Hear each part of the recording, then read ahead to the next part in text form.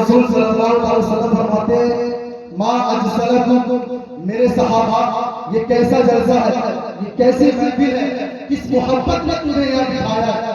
جو فرش زمین پر عرش بری کی خبریں تھے وہ اپنی مسجد کے جلسے سے نواقف نہیں تھے، بلکہ پوچھنے میں حکمت یہ تھی کہ آج میرے کہنے پر میرے صحابہ جو جواب دیں گے پھر میں اس کی تصدیق کر دوں گا، یعنی اس کی رجسٹریشن کر دوں گا۔ تو قیامت تک میرے امت کو جو بھی محفل بلال سجانے پر اگر کوئی طعنہ دیں گے تو ان سے تھوڑا نہیں بلکہ پورا جواب پر یہ دلیل آپ کو آج اہم دلیل دینے جا رہا ہوں۔ ویسے وقت نہیں ورنہ میں آپ کو بہت ساری پیشوشن آئی دے کر کے جاتا تھا، لیکن وقت کی نزاکت کو سامنے دیکھ کر کے میں مختصر سے آپ کو سمجھانا چاہتا ہوں۔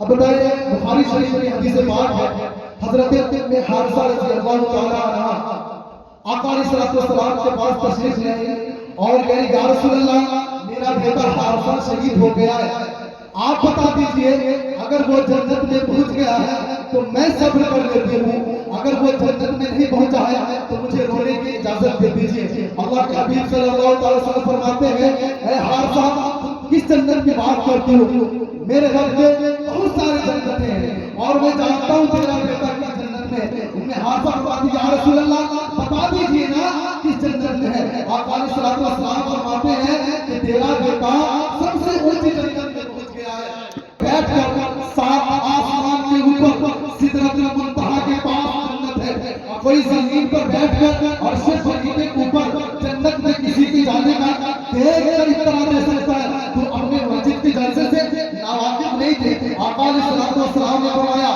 ما اجسلکم، میرے صحابہ کس وجہ سے آپ بیٹھے ہو؟ صحابہ کرام کا جواب سنیے، جلسنا نذکر اللہ ونحمدہ علی ما ہدانا للاسلام ومن علینا بک۔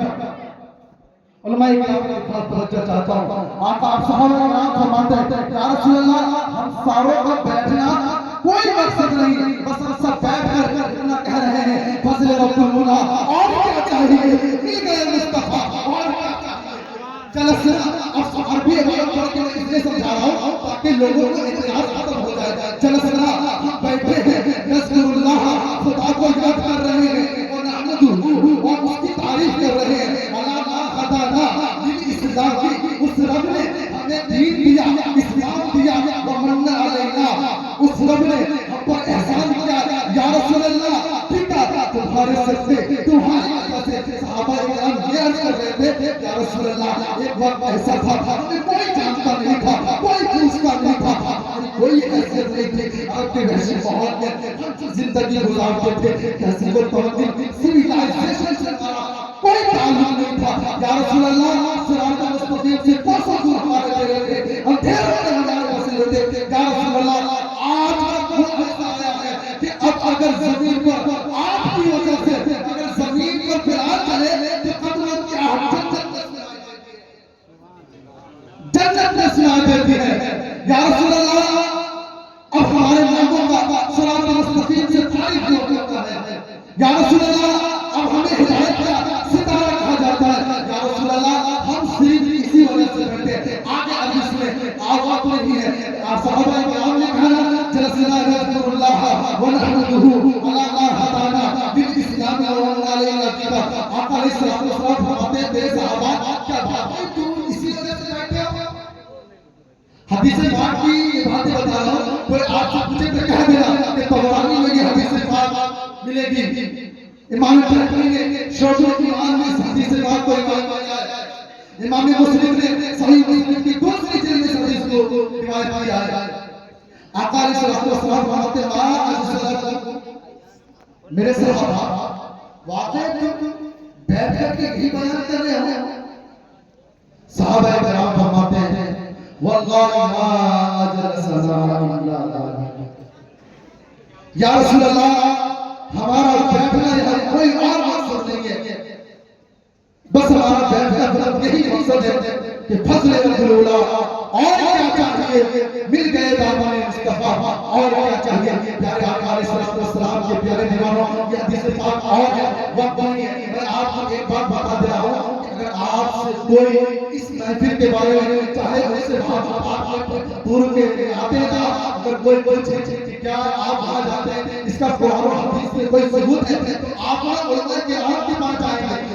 آپ بہتے ہوئے لوگوں کی مذہبیاں بہن عالم جو ادھر ادھر کے رہتے ہیں جو پھنسے ہوئے رہتے ہیں جس کا کوئی ٹھکانہ نہیں ہے ان کی باتوں میں نہ آنا.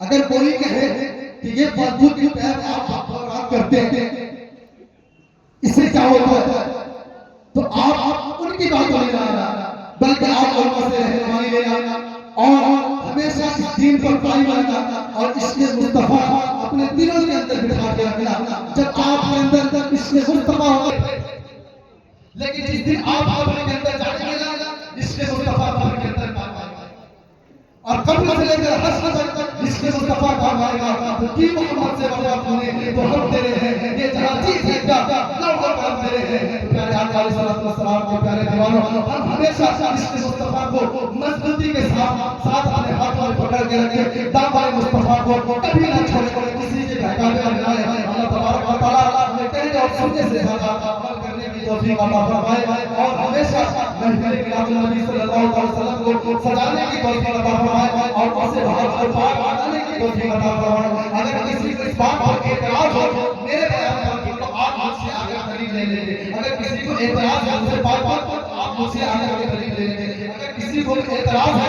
مذہب پر آ کر فاتحہ پڑھتے ہیں تو آپ مجھ سے دلیل لے لیں گے. اللہ تبارک و تعالیٰ ہمیں کہنے اور سننے سے زیادہ عمل کرنے کی توفیق عطا فرمائے. ہم سے کہنے اور سننے میں جو غلط ہے اس بات ہو گئی